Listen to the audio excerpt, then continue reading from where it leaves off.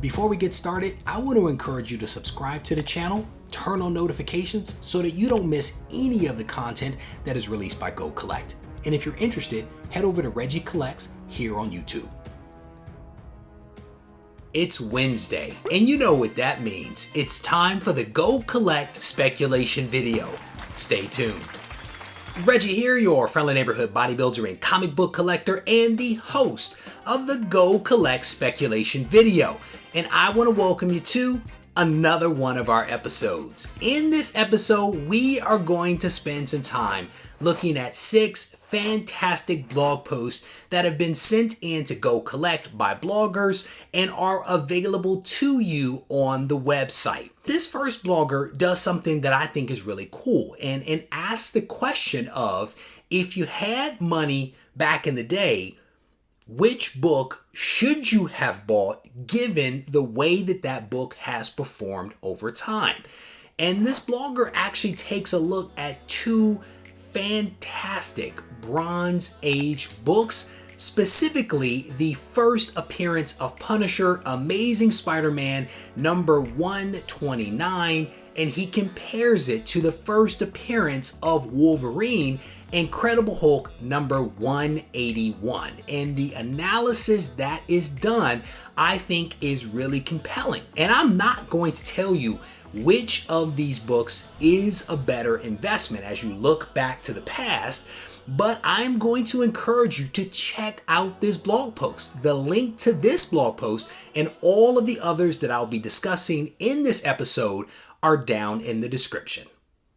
About a year after the Punisher made his appearance in Amazing Spider-Man, there was another criminal villain type of character that was actually also breaking on the scene and was giving a couple of fits to one of our favorite heroes, that being Daredevil.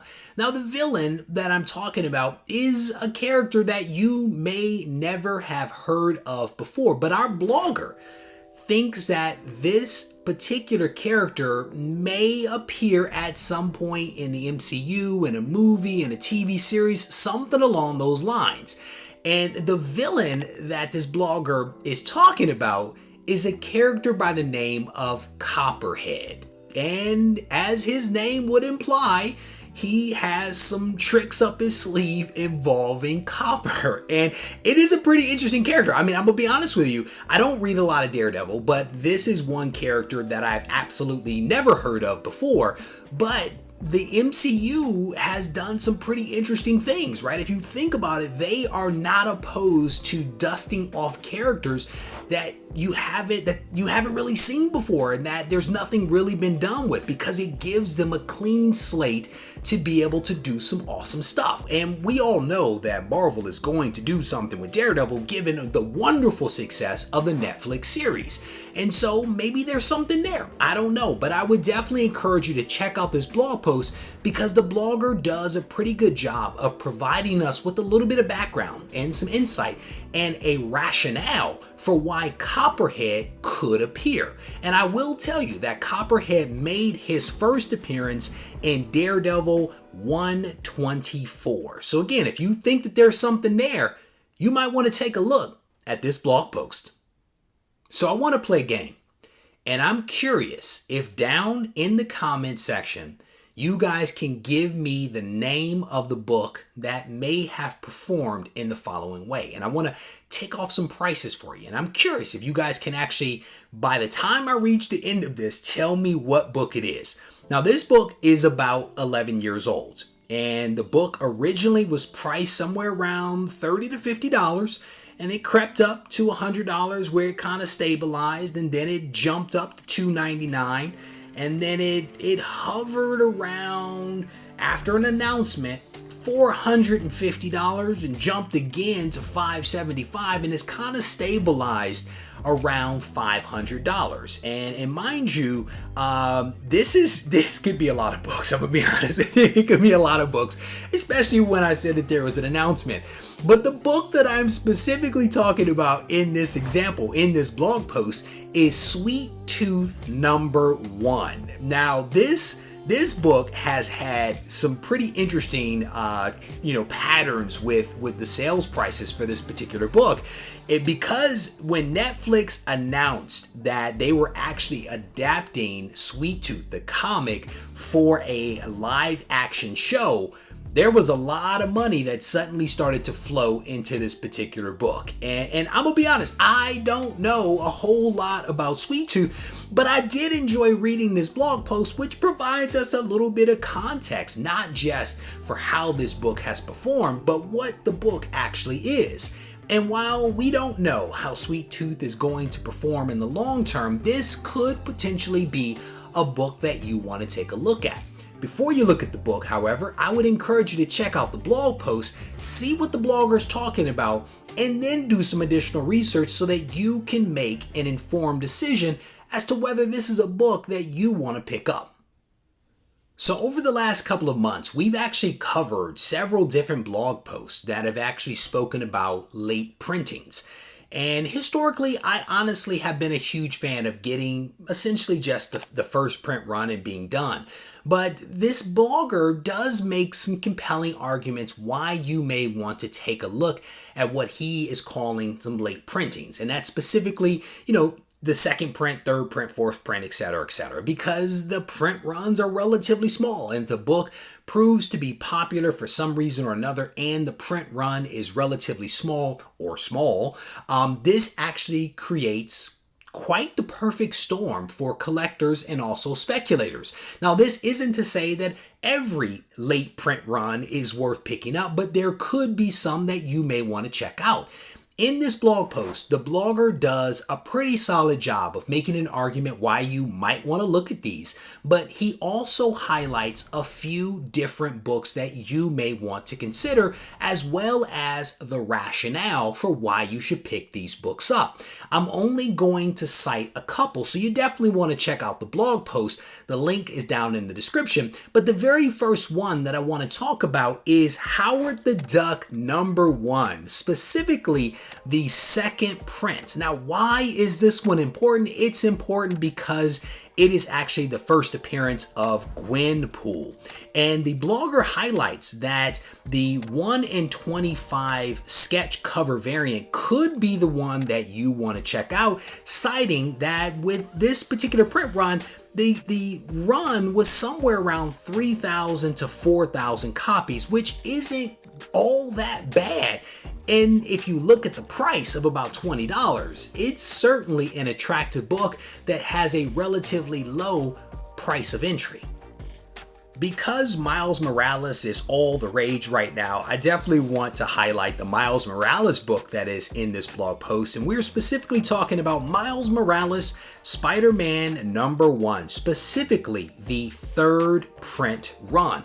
The print run on this was actually only about 3,000 copies, and considering the fact that this book is only about $10, this might be one that we might all want to take a look at, because Miles Morales is hot and many believe he is going to be part of the future of what will be the MCU and will be Marvel moving forward, and only time will tell. But at a $10 price point, this isn't a bad one to check out at all. There are, again, several other books that are mentioned in this blog post that could be of interest to you if you're interested in making some speculative bets on later print runs. So this next blog post is right up my alley, and I could not help but kind of smile as I read this blog post, because by the time you all see this video, I will probably be releasing a video on my channel that talks about the same thing. And I take a slightly different approach, but I could not help but smile as I read this blog post, because it was all about more than meeting the eye. And I am specifically talking about the fantastic cartoon and comic book and toy line from the 80s, the Transformers. And the blogger kind of asked the question of whether the Transformers is a comic, a title, a series that you might want to take a look at and actually pick up. And I will tell you that I have a healthy amount of this run, in my collection. The blogger, however, spends a lot of his time talking about, of course, issue number 1, because there's a lot of movement with this particular book. And in the blog post, he actually takes a look at some fantastic data around issue number 1. Specifically, he highlights here that at a 9.8, the last sale of this particular book had a return of about 103%, and a sales price of $7.99. At an 8.0 and a sales price of $75, this book has a positive return of 36%. And listen to this, at a 6.5, a last sales price of $50, this book has a massive positive return of 138%. That is massive. I will tell you that Transformers number 1 is a solid cover. It is a fantastic intellectual property that is not going anywhere. It has stood the test of time. I can tell you, not only did I love Transformers as a kid, my kids are watching Transformers right now and are still playing with some of the very characters and toys that I played with back in the day. So this is one that has stood the test of time and will potentially be here long into the future. So if you believe that there's something here and there's more than what meets the eye, you might want to check out this blog post and Transformers issue number 1. So to continue on a point that I made earlier in this video, the MCU is a huge fan of leveraging characters that aren't the most popular. Guardians of the Galaxy is a great example. While popular in the comic, this is certainly not Spider-Man or the X-Men, right? And so the MCU has a track record of taking smaller characters and doing some really fantastic things with them, partly because there aren't a whole lot of people that are in love with these characters. There aren't a whole lot of people that know everything about these characters. And so it gives the MCU a little bit of latitude to use these characters in a few different ways and to make them into something maybe bigger than they were in the comics. And so this blogger, in this last blog post, actually highlights several characters that theoretically could fit the bill for the MCU. The very first character that the blogger talks about is Multiple Man, who had his first appearance in Giant Size Fantastic Four number 4. And this character is definitely an interesting one. And as a fan of the X-Men, I've read a lot about Multiple Man. I don't know that I have all of the in-depth knowledge of who he is as a character, but he definitely is a character, if you know what I mean. The next character that the blogger highlights is probably my favorite on the list, to be honest with you, and it is Bishop, who had his first appearance in Uncanny X-Men number 282. And the blogger points out that while Bishop did appear in Days of Future Past, he didn't have very many lines of dialogue, but because of what is happening in the MCU with the time travel and alternative timelines, Bishop could be a character that we could see theoretically. Another character that is highlighted on this list is Warpath, who had his first appearance in New Mutants number 16. And with the New Mutants show maybe possibly appearing at some point in the future, maybe Warpath pops up in the MCU? I don't know. I really don't know. But the blogger highlights several other characters. And again, the link is down in the description. You might want to check this one out. So there we go. We have reached the end of another weekly recap. I hope that you enjoyed this video. And if you did, I certainly want to encourage you to hit the thumbs up button, leave a comment behind so we can mix it up in the comment section. And my greater hope is that you'll tune in next Wednesday when we get to do this all over again.